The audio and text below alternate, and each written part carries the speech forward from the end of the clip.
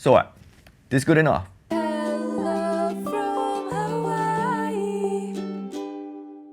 So if you haven't heard, the Honolulu Police Department offered a very interesting tip for potential beachgoers to prevent their valuables from being stolen while enjoying the beach. Some people online thought it was a joke, while others got upset at the seemingly blithe advice. So I wanted to share my thoughts as a local on the realities of things to consider when trying to keep your stuff safe at the beach. And I'll also be going over and commenting on the recent AP article written about this issue. Now, the article asks a series of questions, the first of which is, how do I protect myself from theft at the beach? And the solutions proposed are to bring only what you need and to always have someone watching your belongings. Well, that's great advice, but let's talk about the realities of going to the beach here in Hawaii.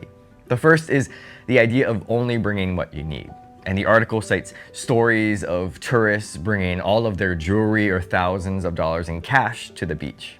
Now, okay, maybe that's a little bit obvious not to do that, but the things that people need are what exactly?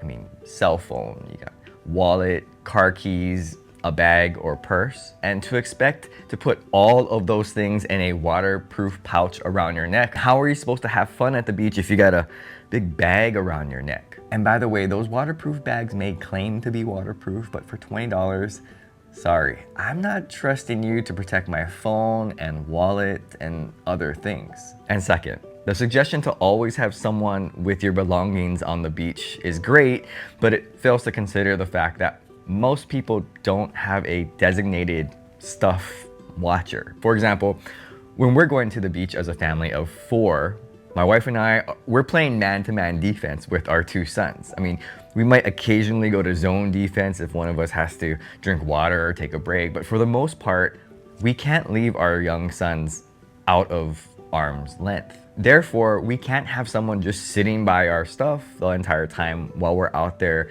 in the water with our boys. And the reality is that most people don't have an extra person to just sit there on the beach to watch their stuff. And so to expect people to have someone watch stuff is not realistic most of the time. So what ends up happening in real life?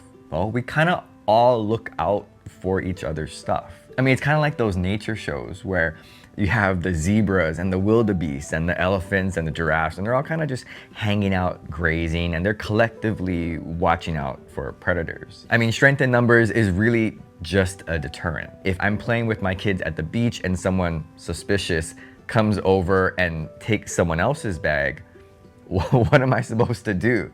Assuming I know whose bag that is, all I can do is tell the person, hey, I think someone just took your stuff. But locally, that's kind of the system that we have here. Everyone collectively and casually looking out for each other's belongings. But if stuff gets picked off, it's kind of like a baby gazelle. We kind of just watch and there's nothing we really can do about it. Next, the article asks, what about leaving things in the car? And the advice is obviously not to leave bags and purses visible in the front seat or back seat, and to make sure to lock doors and roll up your windows. And that's all very sound advice, obviously. I mean, growing up here, that's what we were taught to do. And fortunately, I've never experienced a car break-in, but I've actually had a friend who suggested leaving their car unlocked so that if thieves want to break into the car, they don't have to bust open a window. Their reasoning was that it's so expensive and troublesome to fix and repair a window that it's just easier if they're gonna want to break in, they just gonna want to break in. So you can't really stop them, but at least they're not gonna cost you, I don't know, a few $100s. Now, I'm not suggesting that people do that, but I did think it was a very interesting perspective. And when going to the beach, I've thought about leaving stuff in the car, like my wallet.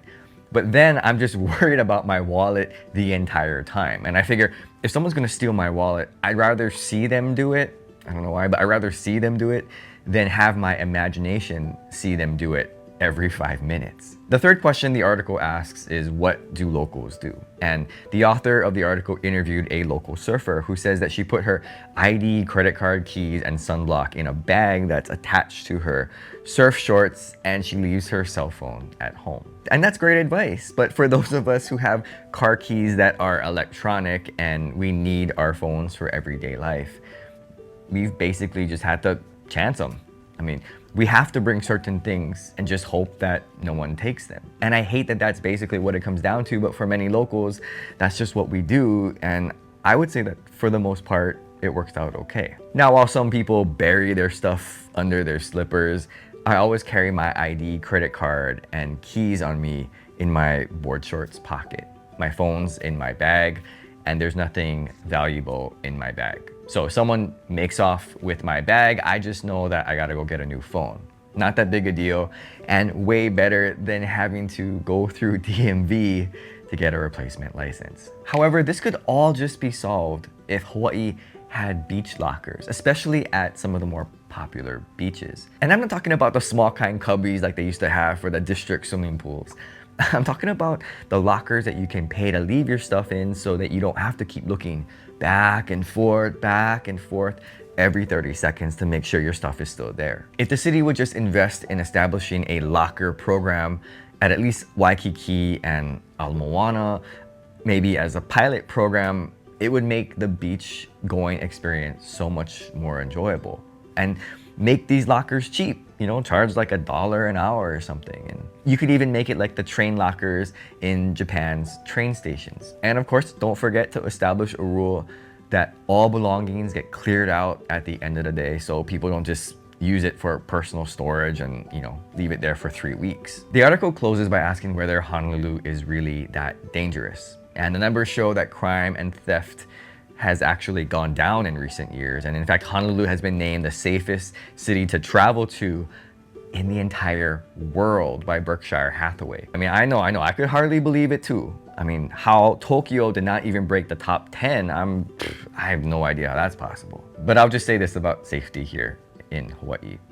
Overall, I think Honolulu is safe-ish. I mean, it's not like it used to be where you could leave your doors unlocked and you don't have to worry about your stuff being gone. I mean, I'm still checking to make sure our stuff is still there when we're at the beach, but overall, I'd say I feel safe-ish. When certain people find it necessary to steal and we're a tourist attraction that is occupied by visitors who are lulled in vacation mode and often carrying with them cash and other valuables, particularly the Japanese visitors, you're just gonna see theft occur, or more specifically, larceny. And when you look at the clearance rate of larceny offenses in Honolulu at around 9 to 10%, it means that 90% of the cases never get resolved. And those are just the ones that get reported. So if I'm a thief and I know I have a 90% chance of getting away with it, I mean, those are pretty good odds. And on top of that, if my targets are primarily tourists, the potential payoff would seem to be pretty good. I mean, tourists are usually carrying more cash and expensive things like cameras and jewelry. And since they aren't from here, it's victimless crime, right? Of course not, but I could see how one could talk themselves into thinking that way. At the same time, I know the news is the news. They have the power to sway public opinion. If they started posting more stories about crime here, local people are gonna start to feel unsafe. And so it's hard not to have a knee-jerk reaction to crime just based on this article. I mean, if you wanna get real paranoid, just start scrolling through Stolen Stuff Hawaii and you'll start to see all the things that get stolen. But what I would like to see come out of this whole thing is just some action. You know, I read the comments online about what HPD posted and get plenty of local people upset, calling out the police for, you know, do your job, but it's not as simple as that. The reality is that the police are already short-staffed, and are we expecting them to now do beach patrols? If there are repeat offenders out there, is that the police department's fault? Or is it the court system? And if we have no room to jail these offenders because of a lack of space and crumbling infrastructure, then where do we start first? Instead, I think we should roll out a pilot program for beach lockers. Hire staff to just watch the lockers and maintain them. Just for a year, okay? And just see what happens. And you could have city officials go fly to Japan to see how they do it in the train station, you know, for research purposes. And not because the yen is weak or the food is real ono and the place feels actually safe. No, they're just going for the research, okay? But if, you know, you need somebody to come along and make a video about that, you know, just call me up. Because let me tell you, if they ever establish these lockers at a place like Magic Island, where we go to the beach, I would use them every single time. So thanks for watching, and aloha.